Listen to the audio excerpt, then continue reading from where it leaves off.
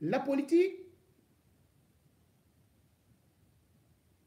se limite à un politicien, un seul acteur. Voltaire, le disant, ne savait pas que ça allait bien coller avec l'Afrique. Et lorsqu'on prend le pouvoir en Afrique francophone, on devient non seulement le patron de l'exécutif, le patron du législatif, le patron du judiciaire, et bien sûr, on est Dieu sur terre. Et ça devient héréditaire. Bien qu'on soit dans des républiquettes bananières ou qu'on présente comme des démocraties, c'est plutôt des dynasties qu'on construit. C'est des dynasties qui se construisent généralement dans la forêt équatoriale africaine et on fait cependant de Tanguay et devrait aussi nous donner quelques leçons.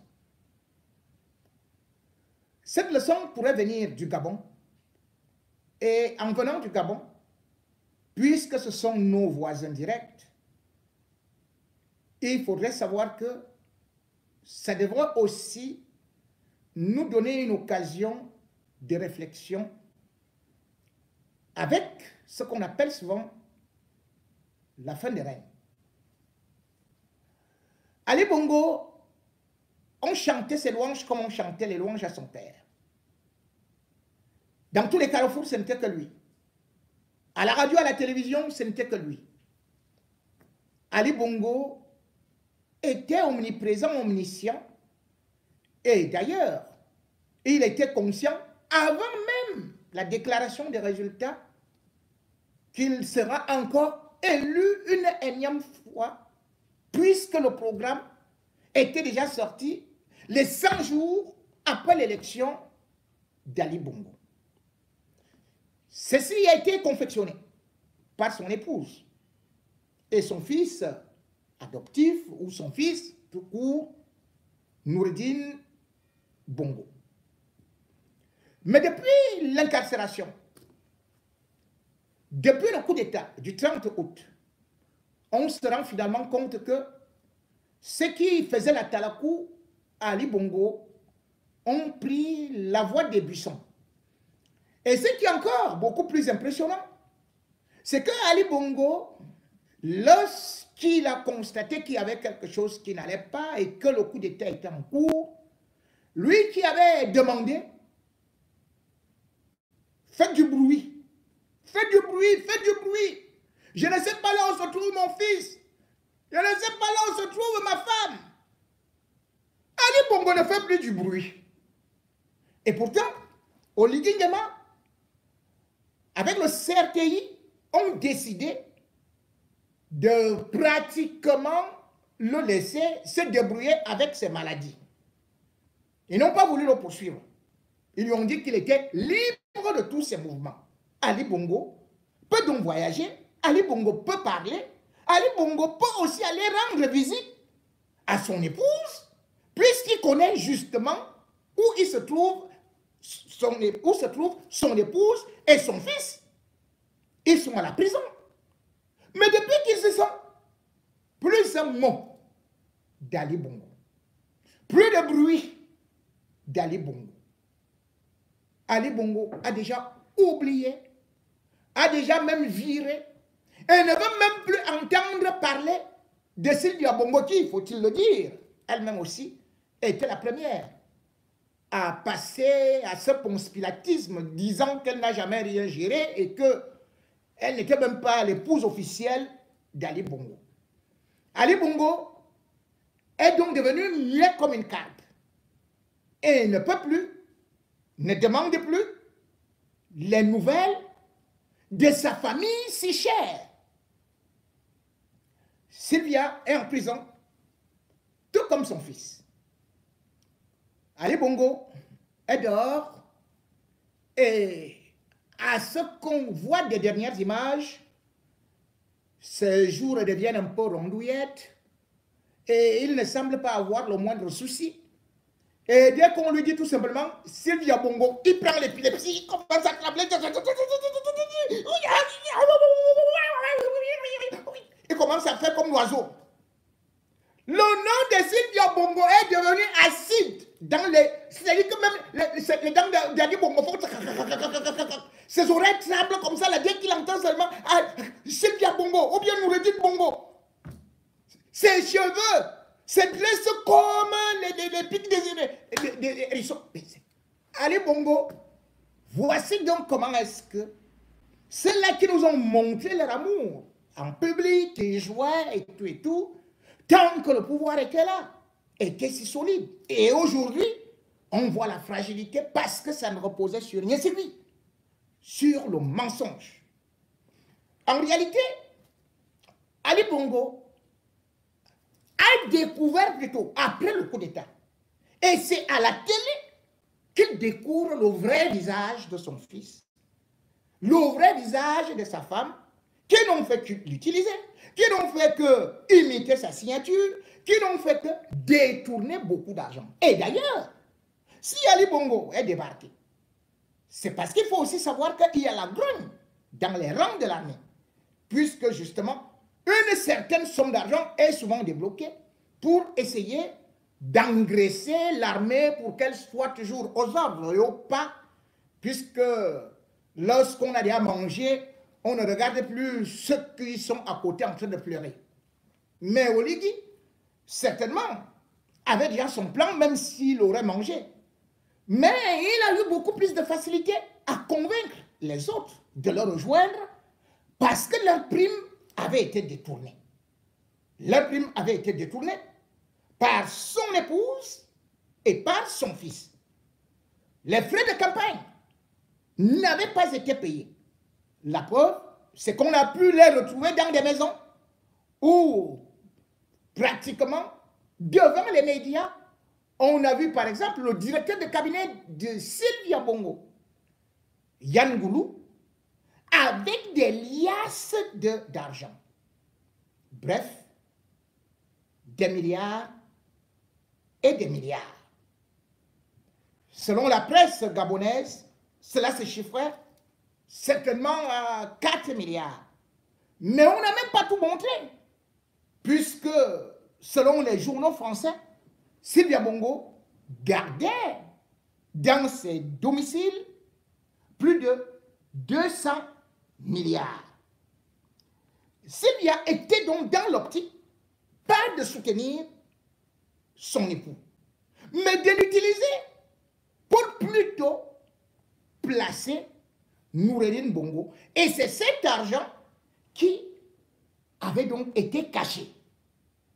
L'argent du peuple gabonais. L'argent qui s'est retrouvé finalement dans des maisons, dans des coffres-forts, ou d'ailleurs, lorsqu'on les prend, eux-mêmes ils vont dire que, en tout cas, par exemple, comment on appelait le Coréen là? Il y avait un Coréen là, quelque chose comme ça. Kim Un. Il était le chargé de mission de Sylvia. Il va dire que non, lui, de toutes les façons, il ne gardait que de l'argent. Il ne savait pas combien c'était. On venait tout simplement récupérer et on partait avec. Bref, Ali Bongo découvre donc que l'argent qui sortait des caisses repartait dans les caisses de son épouse et de son fils. Et lorsqu'on vient Ali Bongo, on lui dit, voici le programme pour tes 100 prochains jours. Ali Bongo ne regarde même pas que je serai d'abord. On lui dit non, c'est fini, tout et tout et tout. On a recruté les cabinets de conseil. On a recruté des consultants de grands noms à travers la France, à travers aussi la Grande-Bretagne et aussi même aux États-Unis. Tout cela pour dilapider de l'argent. Et surtout pour préparer l'arrivée au pouvoir de Noureddine Bongo.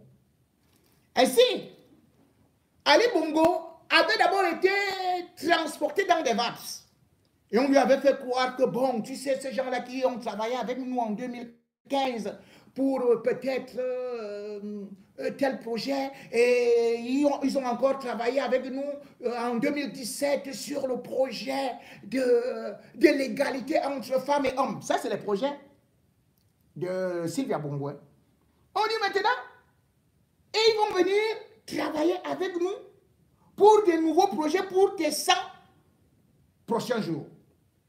C'est comme ça qu'ils vont donc appeler Sylvia et son fils vont contacter le cabinet Roland Berger. Le cabinet Roland Berger est dirigé par un Français. Et le gars, bien évidemment, c'est lui qui a le grand projet de faire que soit Ali Bongo meurt en ce temps, soit plus tard, en 2030, boum, on aura déjà tout coupé, puisque c'était la Young Team, c'est-à-dire que l'équipe du fils d'Ali Bongo, qui avait déjà encerclé Ali Bongo, qui était justement déjà là comme une sorte d'épouvantail, qu'on le présentait comme ça là que pour venir saluer, mais qui ne comprenait pas tout en détail des opérations. Et d'ailleurs, le cabinet Roger Berger va toucher, ne serait-ce que pour ces petites consultations, 1 120 000 euros. 1 120 000 euros. Calculez ce que ça peut donner. Ça, c'est ce qui est de façon officielle. On ne regarde pas ce qui est payé dans le marché noir. Au-delà de ça, la même Sylvia Bongo, avec Noureddine Bongo, vont continuer aussi à étendre le réseau sur l'international et non seulement vont utiliser ce monsieur qu'on appelait Laurent Bernaous, qui dirige cette agence, mais vont contacter notre agence, qu'on appelle GSA. GSA est aussi dirigée par une Française, du nom de Anne-Laure Ketchel. Elle est là, elle est en train d'amadouer, elle est en train de tout fomenter, elle est en train d'installer le réseau, et surtout, elle est aussi en train de gagner beaucoup d'argent. Puisque d'ailleurs, on va constater que ne serait-ce que pour ses commissions, pour sa consultation, c'est 375 000 euros. 375 000 euros. Toujours comme on dit, le chiffre officiel. Ça, c'est ce que on dit à Ali Bongo.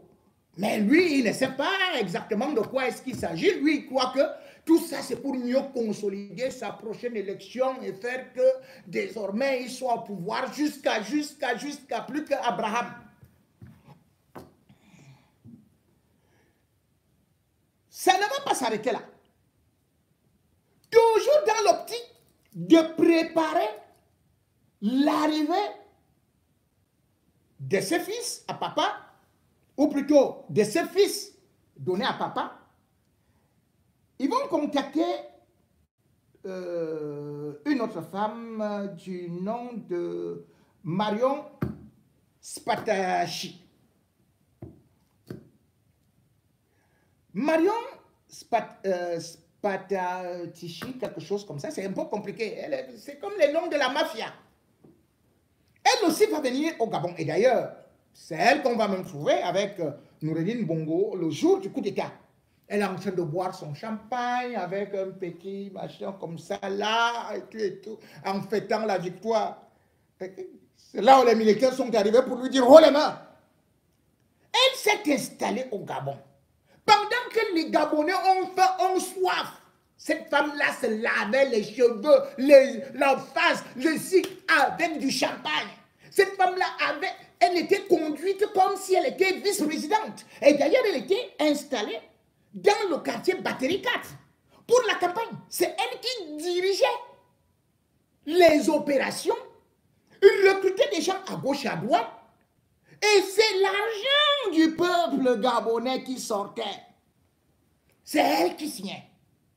C'est elle qui décidait que bon, vous devez maintenant sortir tel nombre de millions pour tel ou tel autre. Vous allez maintenant encore faire telle ou telle opération et tout. Parce que, voilà, elle dit, j'ai constaté des grands instituts de sondage, même aux États-Unis. Bien évidemment, c'est un institut de sondage qui, dit-on, est proche du Parti républicain pour aussi se mêler de la même campagne. Donc, cet institut de sondage, je crois que c'était Signal Polling. Analysis. On va se dire, ça s'arrête là. Non. Sylvie a dit à son fils, il faut tout vider. Toutes les caisses du Gabon. Pendant ce temps, on dit, les enseignants et surtout les étudiants n'ont plus droit à la bourse. On dit que les caisses de l'État sont complètement vides. Mais là-bas, c'était la plus grande fête avec les étrangers, les Européens, les Américains. Vous vous rendez compte, c'est à peu près comme j'ai parlé d'un produit de Cankel qui finalement, on va solliciter peut-être prochainement les Chinois pour venir mieux nous vendre le manioc, pour venir bien nous vendre d'ailleurs le plantain. D'ailleurs, ça a bel et bien commencé. C'est ça qui se passe au Gabon. Parce que ces gens n'ont jamais été des patriotes. Ils n'ont jamais... Vous vous rendez compte combien de Gabonais ont des agences de communication?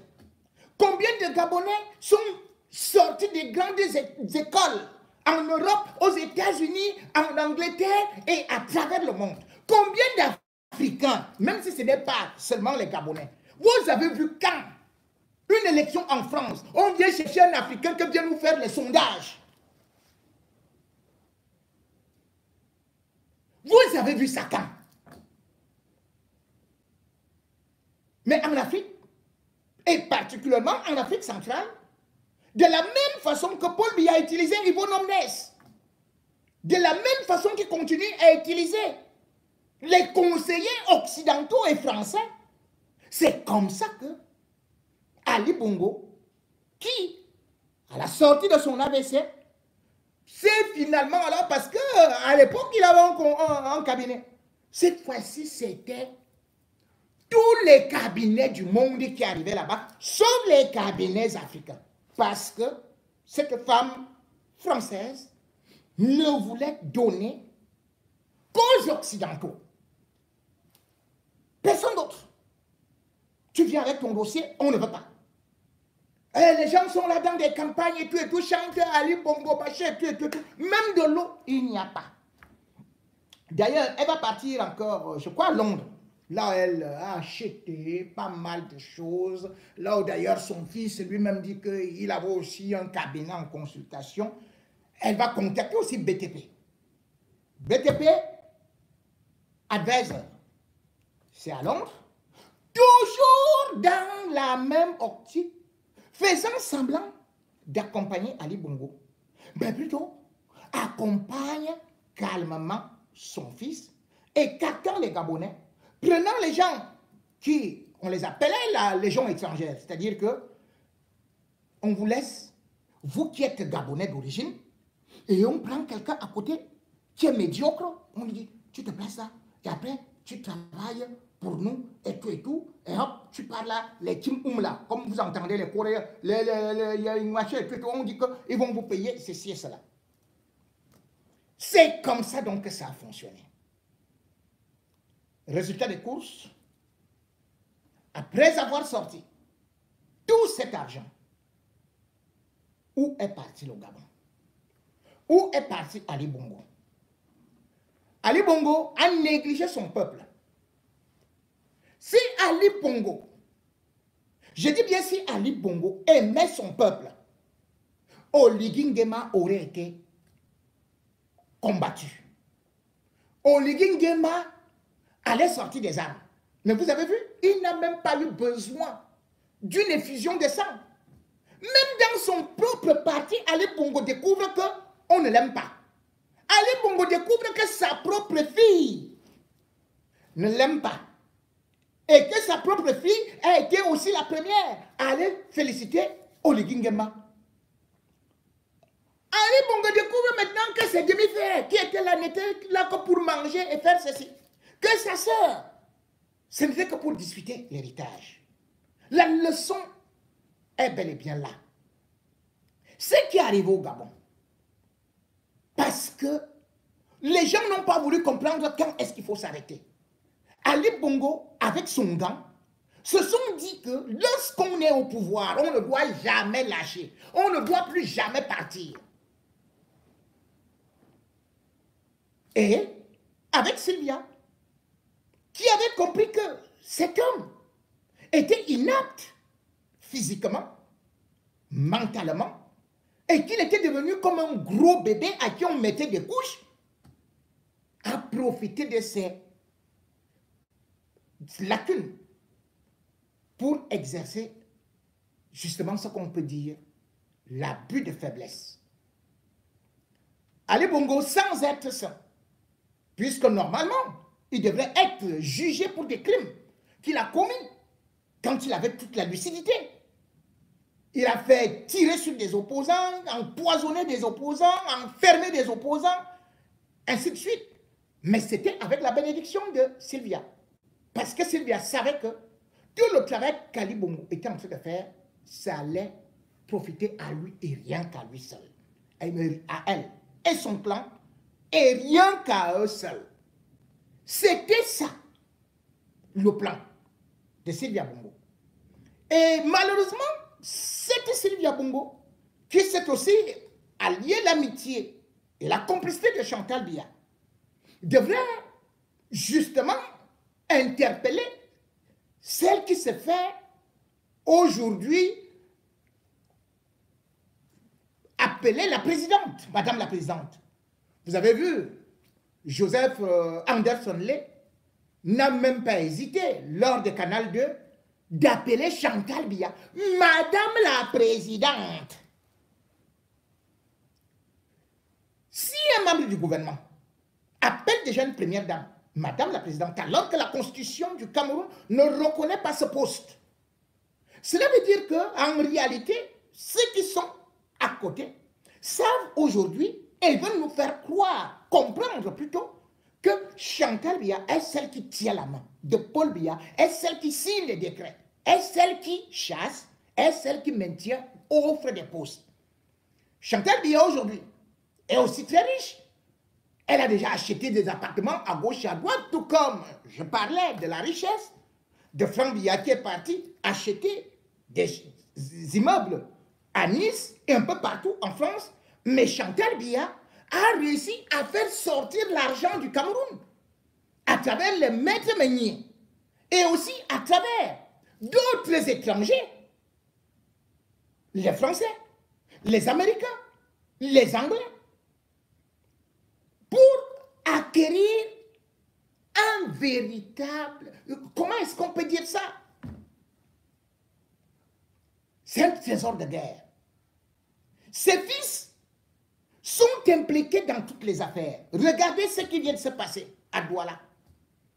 Juste pendant qu'on fête les 41 ans de Paul Biya, Franck Biya va, avec le fils de Chantal, à Douala, au niveau du port, il fait que ce dernier gagne 5000 mètres carrés. 5000 mètres carrés. Le clan Chantal est déjà installé un peu partout, comme le clan Sylvia Bongo. Et effectivement, de la même manière que Sylvia marchait avec un Ali Bongo titubant, bavant, endormi complètement perdu, Chantal Biya est aussi comme ça, avec ce papy-là. Paul Biya, soit dit en passant, a quand même plus de 91 ans. Et si on prend son vrai âge, il peut être à 97, voire 98 ans. Pourquoi insiste-t-elle et veut-elle que Paul Biya se représente en 2025? C'est parce que justement, elle est dans cette optique que tu vas mourir au pouvoir et de toutes les façons, c'est un des miens qui prendra si ce n'est pas mon enfant. D'où elle encercle la présidence de la République avec uniquement ceux qui sont à sa botte Sylvia Bongo l'a fait, Chantal Biya devrait plutôt réfléchir de ce que a été la chute de Sylvia Bongo. Sylvia Bongo aujourd'hui au milieu des moustiques. Chantal, imagines-tu connaître une telle femme? Ne vois-tu pas que tu as déjà assez pris? Ne vois-tu pas que tes enfants ont déjà assez amassé? Ne vois-tu pas que tes frères, tes cousins, tes chauds et toute la ribambelle de gens que tu as pris à gauche et à droite ont déjà trop ruiné les caisses de l'État? Chantal, ne sais-tu pas t'arrêter que oui, je suis déjà rassasié et dire à Paul Biya que non, stop. Ne sais-tu pas regarder ce qui s'est passé là-bas? As-tu déjà visité la prison des femmes à Kondengui? Je t'invite d'y aller. Ou plutôt demande à tes conseillers d'aller faire un tour là-bas. Et dès qu'ils vont te donner ce qui se passe là-bas, demande aussi à tes conseillers et aussi à tes agents de renseignement comment vit actuellement Sylvia en prison. Demande si Sylvia a les Hermès là-bas. Demande si Sylvia porte les talons aiguilles là-bas. Sylvia s'aligne aussi pour aller au WC. Ah oui, c'est là. Ah oui. Les besoins de première nécessité ou naturels. Ce n'est pas parce qu'on est première dame qu'on va le demeurer toute une vie. Ou qu'on n'a pas aussi les défauts de tous les êtres humains. Chantal, une fois de plus, tu peux voir ce qui se passe actuellement autour de Paul Biya, autour de toi. Combien sont en train de partir?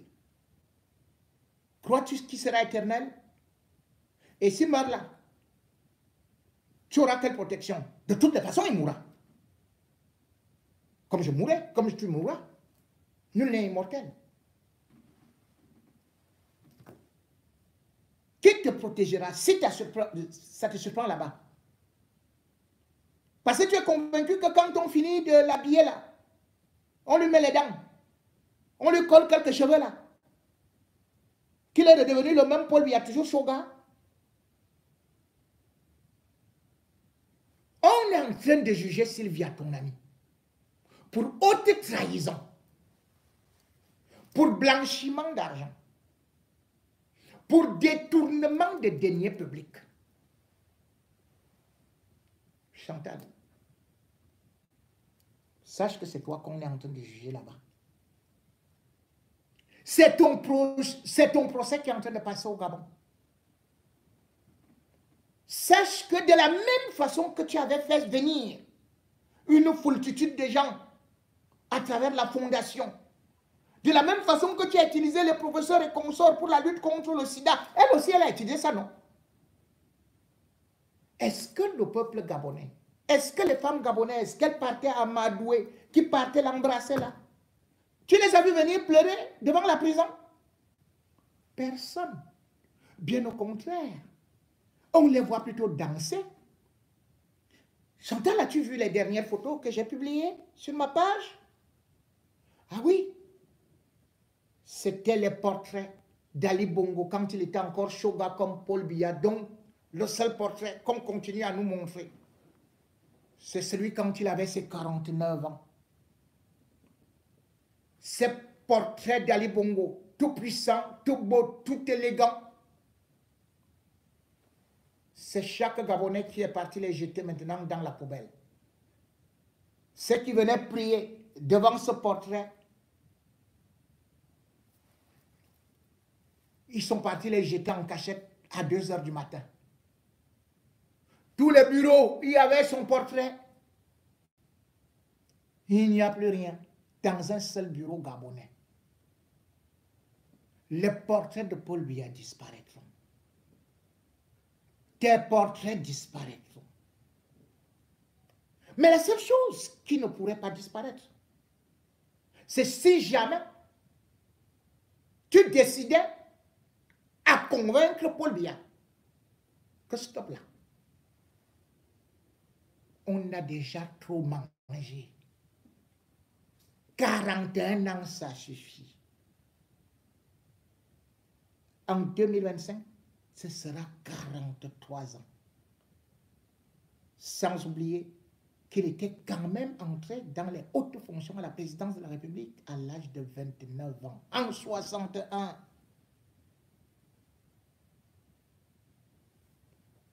Il faut savoir acheter, valoriser le poisson tant qu'il est encore frais. Comme le dit un proverbe africain, à force de durer au marché, le poisson finit par sentir mauvais et par attraper les asticots.